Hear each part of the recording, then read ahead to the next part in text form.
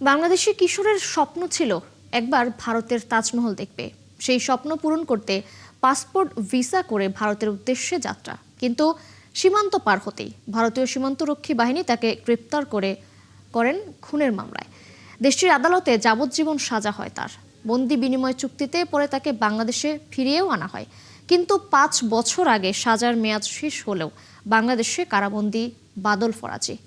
বিস্তারিত সবুজ মাহমুদের অনুসন্ধানে। ভারত আর বাংলাদেশের সম্পর্ক খারাপ, এই জন্য আমার ভাইয়ের কপালও খারাপ। বাদল ফরাজি 2008 সাল থেকে 2018 সাল পর্যন্ত 10 বছর ভারতের তিহার কারাগারে কারাভোগ করেছেন। 2018 সালে বন্দি বিনিময় চুক্তির আওতায় তাকে বাংলাদেশে ফেরত পাঠায় ভারত। সাজার মেয়াদ শেষ হওয়ার পরও অতিরিক্ত 5 বছর এখনো বাংলাদেশে কারাবন্দী বাদল Faraji. Today still I am being a part of the education.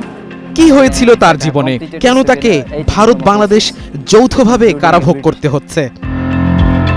Bagerhat জেলার মংলা বন্দর এলাকার ছেলে বাদল ফরাজি 2008 সালে 8ম শ্রেণীতে পড়ার সময় তাজমহল দেখার প্রবল ইচ্ছে জাগে তার মনে, কিন্তু এত অল্প বয়সে একা বিদেশ যেতে দিতে রাজি হয়নি পরিবার।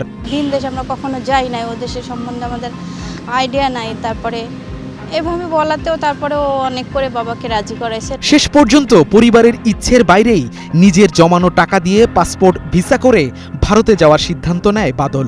2008 সালের 13 জুলাই যশোরের হরিদাসপুর স্থলবন্দর দিয়ে ভারতের উদ্দেশ্যে রওনা দেয় সে। কিন্তু সীমান্ত পার হওয়ার পরই ভারতীয় আইনশৃঙ্খলা বাহিনী তাকে গ্রেফতার করে ডাকাতি ও খুনের অভিযোগে।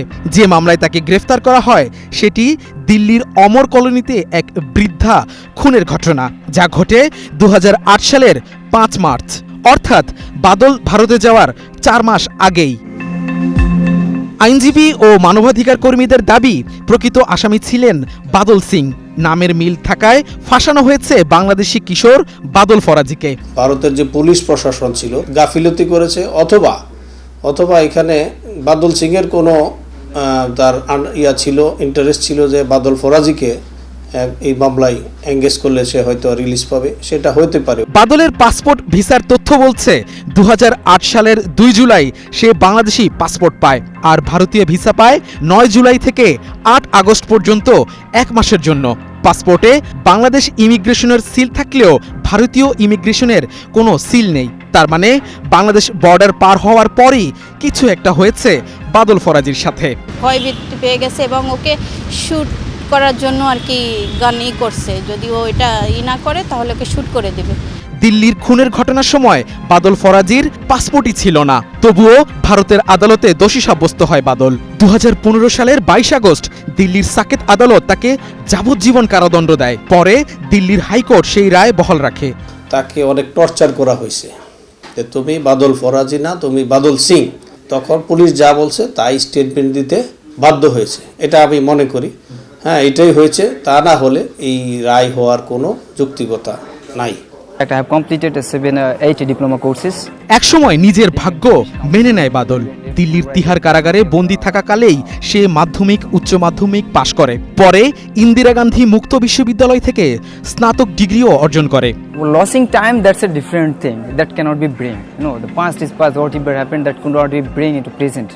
But being in present, we can change our future.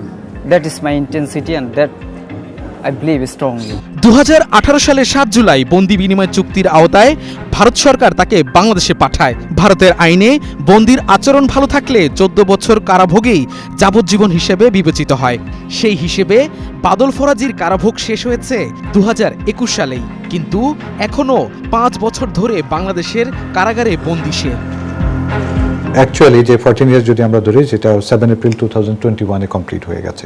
Bangladesh jail কর্তৃপক্ষ নাম্বার অফ টাইম আমরা কমিউনিকেট করেছি, জানিয়েছি, কোনো রিপ্লাই তাদের কাছ থেকে কিন্তু আমরা পাইনি। যেহেতু ইন্ডিয়ান কর্তৃপক্ষ যাদের কাছে, যেহেতু চুক্তির একটা অংশ ছিল যে তাদের ক্লিয়ারেন্স নিয়ে তাকে ছাড়া হবে, এই চুক্তির এই অংশটার কারণে আসলে তাকে মুক্তি দিতে আমরা পারছি না, অথবা বাংলাদেশ জেল কর্তৃপক্ষ এখন পর্যন্ত তাকে ছাড়তে পারেনি। কারা কর্তৃপক্ষ বলছে তার মুক্তি আটকে আছে ভারত বাংলাদেশের মধ্যে চিঠিপত্র আদান প্রদানের জটিলতায়। এখন আটকে আছে এই যে ভারত আর বাংলাদেশের সম্পর্ক খারাপ, এই জন্য আমার ভাইয়ের কপালও খারাপ। বুঝছেন, আমার ভাইয়ের কপাল এখানে আটকে আছে। বাদলের পক্ষে ভারতের বিভিন্ন মানবাধিকার সংগঠন আন্দোলন করেছে। দিল্লির ইন্ডিয়া গেটের সামনে জাস্টিস ফর বাদল নামে গণস্বাক্ষর কর্মসূচির আয়োজন করা হয়। অন্যদিকে 2019 সালে ঢাকা বিশ্ববিদ্যালয়ের আইন বিভাগের অধ্যাপক আসিফ নজরুলও কলাম লিখে বাদলের বিচার নিয়ে প্রশ্ন তুলেছিলেন, কিন্তু অন্তর্বর্তীকালীন সরকারের আইন উপদেষ্টা হিসেবে এ নিয়ে কিছুই করেননি তিনি। আসিফ নজরুল স্যার বিষয়টাকে জানতো এবং সে সেটাকে নিয়ে লেখছে, সে আইন তার নিজের ক্ষমতায় নিজের হাতে, তখন তো সে কিছু করলো না। মংলার বাড়িতে এখনো অপেক্ষায় মা শেফালী বেগম। বাদল ফরাজি কারাগারে থাকা অবস্থায় 2011 সালে মারা গেছেন তার বাবা আব্দুল খালেক ফরাজি। মা শেফালী বেগমের চোখে আর এখন কোনো স্বপ্ন নেই, আছে শুধু একটাই আকুতি, একবার অন্তত ছেলেকে বুকে জড়িয়ে ধরতে পারেন। আমার বর্তমান সরকারের কাছে আমার অনুরোধ যে না, আমার ছেলেরা যদি আমি দেখে মরতে পারি, এই ব্যবস্থা করেন, আপনার কাছে এই অনুরোধ আমার। নির্দোষ দাবি করা এক তরুণের জীবনের 2 দশক কেটে গেছে ভারত বাংলাদেশের অন্ধকার কারাগারে।